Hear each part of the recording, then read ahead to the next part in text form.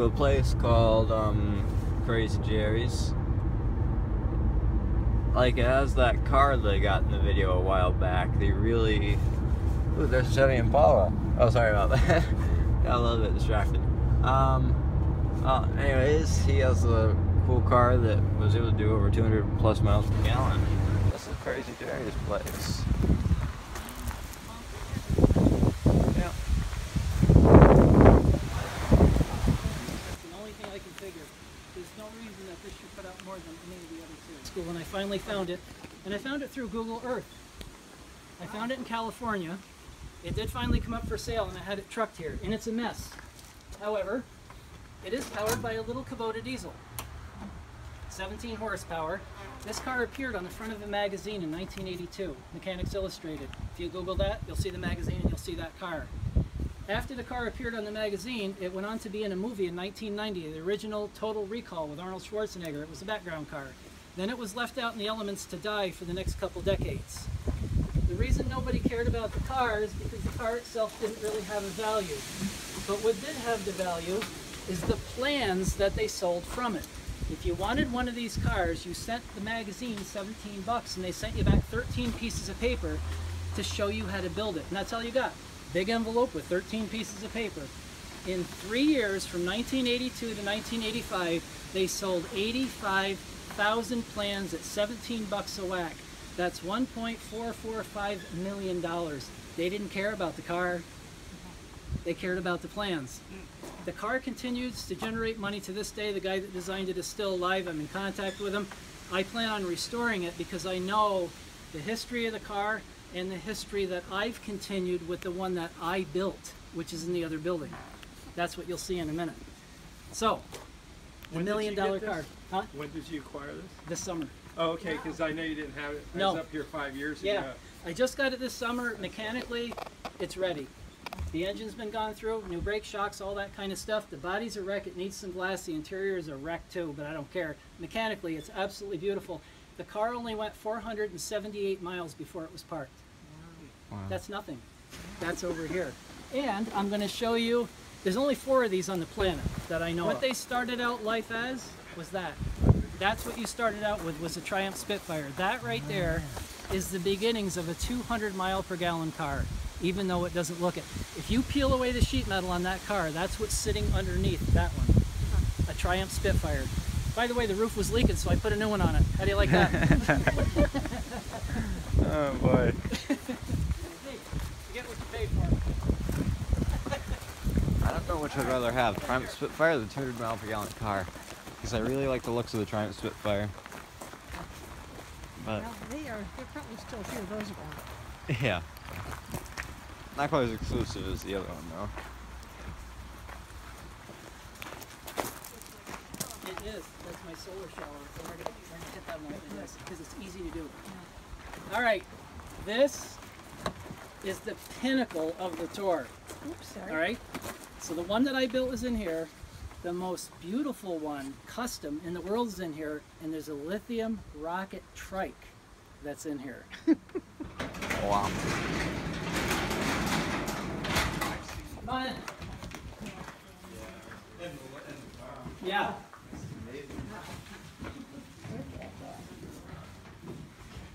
So the little gray and black one, this is the little car that I set the record in at Watkins Glen International. They have an event down there every year called the Green Grand Prix. This is the magazine I bought coming out of high school. I was going in the military. I fell in love with that car. That's the one you saw out there. I bought the plans. This is what you got, 13 of these. That's all you got. That car out there and this car here were built at opposite ends of the U.S. at different decades, and look at how similar they look. You had to build it just by using that. You had to make your own body. This is a plastic shutter out of a dump. Those are bicycle mirrors, not car mirrors, and on and on and on. This right here is the construction of the body. You take foam sheets like you put on the outside of a house, make a huge sculpture using just the foam because it's so easy to work with. Throw blankets of fiberglass over that foam, dump the resin in, let it harden up, cut out where everything goes, flip it over and do the back side. This is out of the hood. Pass that around and feel how light it is. So when I tell you this car weighs about 1,200 pounds, that's all it weighs. But it's good for 250 miles per gallon. I own the track record at Watkins Glen with this car. For 3 years in a row I went to that vet, and I've won it 3 years in a row. The closest car to me last year was on this poster. This Tesla from the State College of Pennsylvania pulled 165 miles per gallon equivalent in change, but that's not 200 anything. This year, the winner was a Chevy Volt at 116 miles per gallon. That's almost half.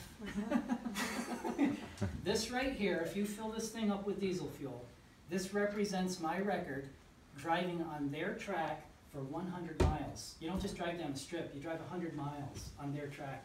It's a long event. And the track is not flat. Yeah. It is the hilliest, twistiest thing you'll ever drive around, and there's 43 cars out there at the same time you are, and you can't draft them. There's no drafting or they'll black flag you. Huh. Can't do it. So anyway, it's a hard event, but anyway, that's what it is. How fast do you get? Yeah. They have rules. You have to have a car that's road legal. It has to seat 2 people, and there has to be 2 people in it. All right, so you want to choose somebody that's really lightweight. Anyway, your minimum speed, if you can't do 35, go home. They're not going to wait all day for you to drive 100 miles on their track. They don't have time. Your maximum speed is supposed to be 65, but this one particular picture right here was me at 70. They were very lenient with me, not because I was hot rodding, because I was trying to break a record. So I have hit speeds of 70, I've hit low as 35. They would like you to average 45 straight across the board so that you can compare your car with your car with your car all at the same speed. So if you're pulling 150 miles per gallon and I'm not, they can say, what were you doing differently? This is what they're trying to do. You don't have to do that. You can drive faster or slower, but that's what they would like you to do. So anyway, this is the one that set the record. What I hope to do next year is break my own record with that one. That is fully electric. There is no engine. So Jerry, how many petroleum companies have tried to buy this or kill you? No, none, because remember, the car has been out there since 1982, and you asked it a minute ago, how many were built? Out of 85,000 plans just in the first 3 years, none were built. So it's not a threat. There's none of them out there. There's 4 on the planet, 3 of them are here. It's not a threat. I don't care if I pull 500 miles per gallon. There's only 4 of them. It's just not a threat. This one being electric, it's not as aerodynamic as this car. However, electric is more efficient than a diesel. The diesel engine is maybe 30% efficient, and electric motor is up around 90. Based on efficiency alone, this should be the clear winner. The problem with the car right now is the batteries that were put in it originally were the old lead acid ones. Remember battery hinge out there? All the black ones came out of this. What a pig. You talk about a heavy car, what a blimp. So anyway, when lithium gets a little bit better, I'll go lithium and then I'll go back. They're not ready for prime time yet, not for an automobile. Because remember, if I go back to that event, it has to do what this one did. Number 1, I can't trailer it. This drove the 5 hours to Watkins Glen.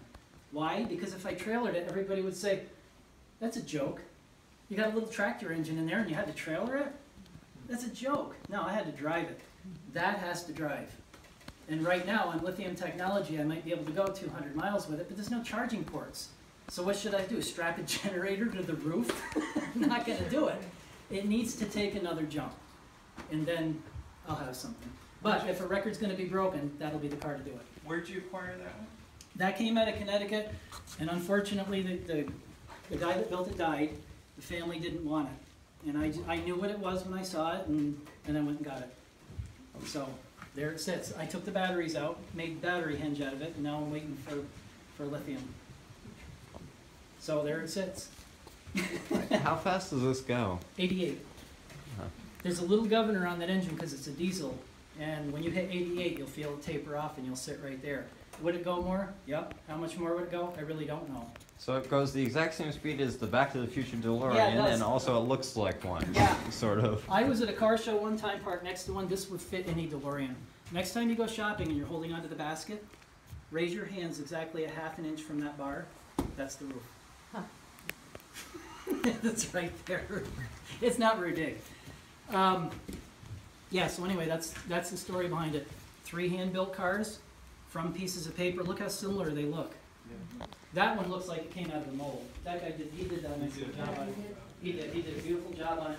Let me, I'll even pop open the door on the inside is superb on it. So now the one that's out there, the gold one, the $1 million car, I guess I got to make it nice. I can't let this thing outdo it.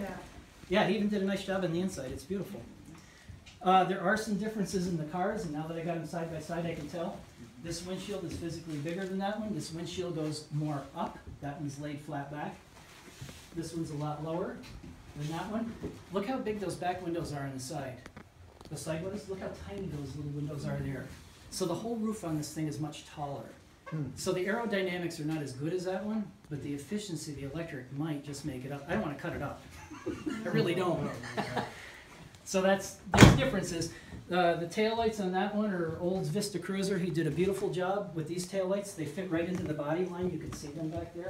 I mean, it's a custom car for all practical purposes, but he did a nice job. See, when I look at this one, when I look at both of them, and this squared off front, even Yep. though it's not very high, Yep. it looks flat. Yeah, what he did is he originally built this bumper, and then he took it off. And the reason he took it off when he went electric, see this medallion in the front? This is how you charge it. You pop open the medallion and plug it in. You couldn't do that. Oh, I'll move out of the way. You couldn't do that with the bumper there. And also, the electric motor needed some air in there to cool it down. Because it doesn't look aerodynamic with